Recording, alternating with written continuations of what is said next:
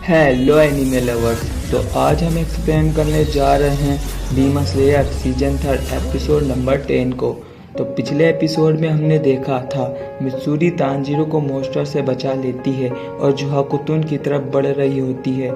इस एपिसोड की स्टार्टिंग में हमें दिखाया जाता है मित्सुरी जोहाकुतुन से कहती है, तुम हद से ज़्यादा आगे बढ़ गए हो। जोहाकुतुन कहता है, चुप कर आवारा लड़की। मित्सुरी को ये बात सुनकर गुस्सा आ जाता है और वो कहती है, तुमने मुझे आवारा कहा, ये लड़का कितना बदतमीज़ है।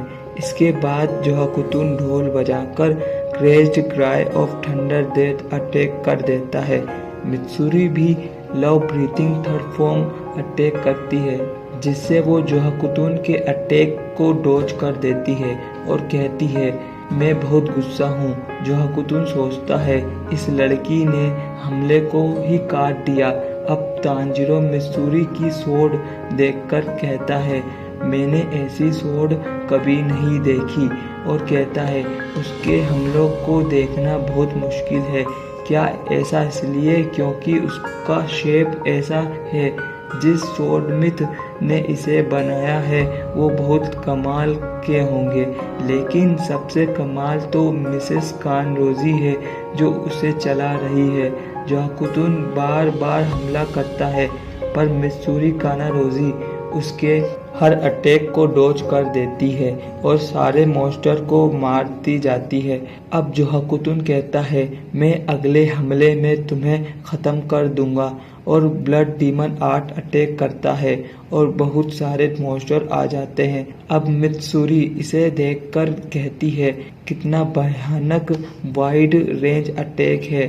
अब Mitsuri love breathing fifth form swaying love wild claw attack कर सारे मॉन्स्टर को काट देती है। अब वो जोहाकुतुन की तरफ बढ़ती है और उसकी गर्दन पकड़ लेती है। अब तांजीरो कहता है, इसकी गर्दन काटने से कुछ नहीं होगा, मेन बॉडी तो इसने छुपा दी है। अब जोहाकुतुन खतरनाक अटैक करता है, कंप्रेस्ड साउंड वेव्स, जिससे मित्सुरी को बहुत दर्द होता है और वो चिल्ला रही होती है। अब नेजुको अपने हाथ काट कर मॉन्स्टर से बच जाती है और गेन्या भी बच जाता है। जोहाकुतुन कहता है, नामुमकिन, ये लड़की हमला झेलने के बाद भी उसे कुछ नहीं हुआ, इसका शरीर खास है, और कहता है इस लड़की को खाने से मेरी ताकत बढ़ जाएगी, लेकिन पहले मैं इसका सर फोड़ूंगा। अब मित्सुरी अपने पास्ट को याद करती है।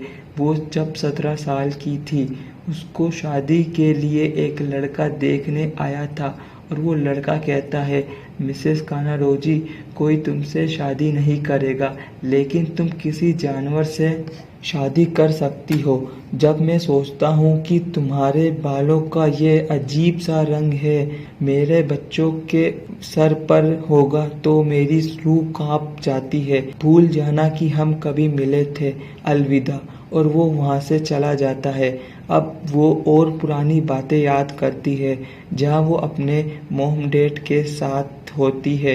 जब वो 14 महीनों की थी तब उसकी माँ के पेट में उसका भाई था और उस उम्र में 15 किलो का पत्थर उठा लिया था।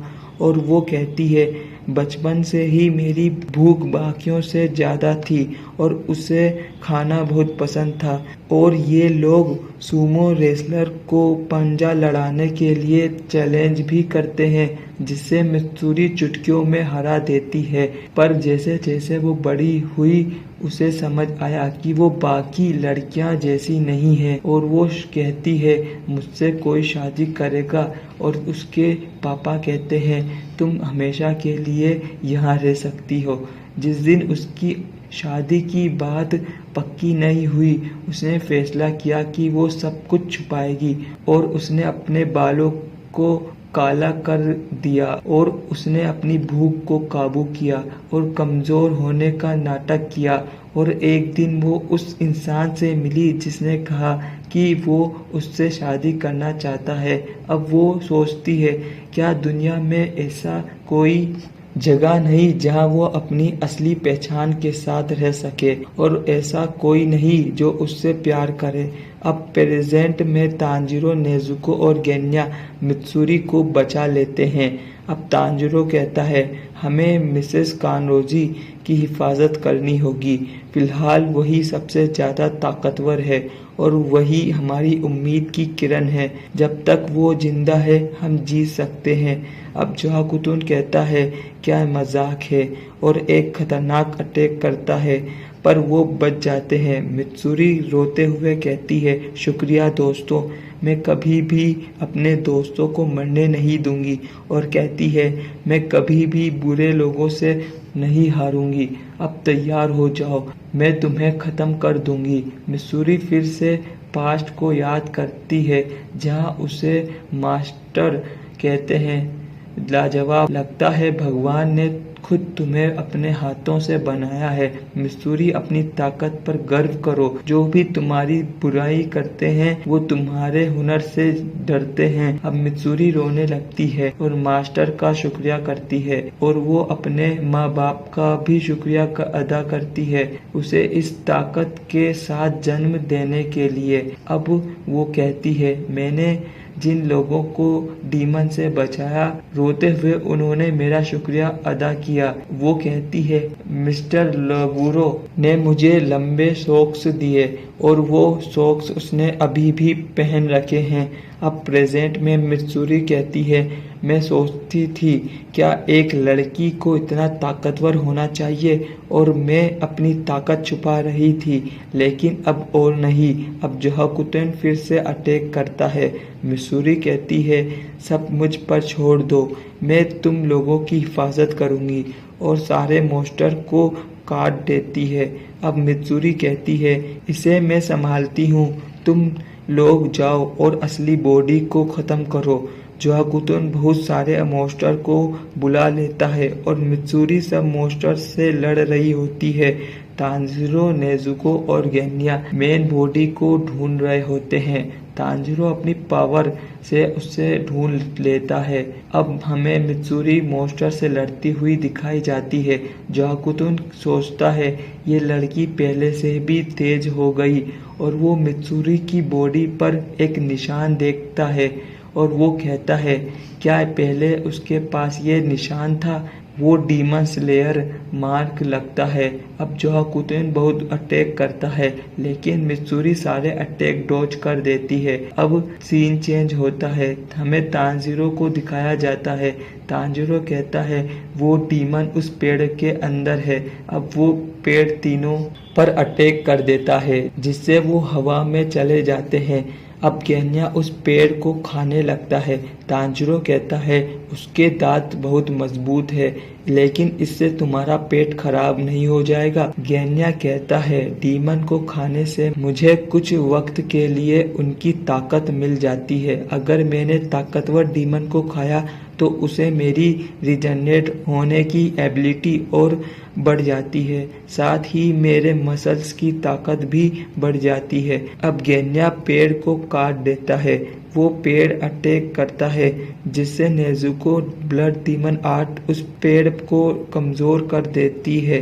अब Tanjiro Hinokami Kagura flame dance use करता है, पेड़ को काट देता है, पर वो उस पेड़ में से गायब हो जाता है। वो फिर से भाग गया, पर तांजीरो उसे छुपकर भागते हुए देख लेता है। तांजीरो कहता है, भाग मत, अपनी जिम्मेदारी से भाग मत, उस हर एक गुनाह से जो तूने किया है मैं तुझे सजा देकर रहूंगा, तुम भाग नहीं पाओगे।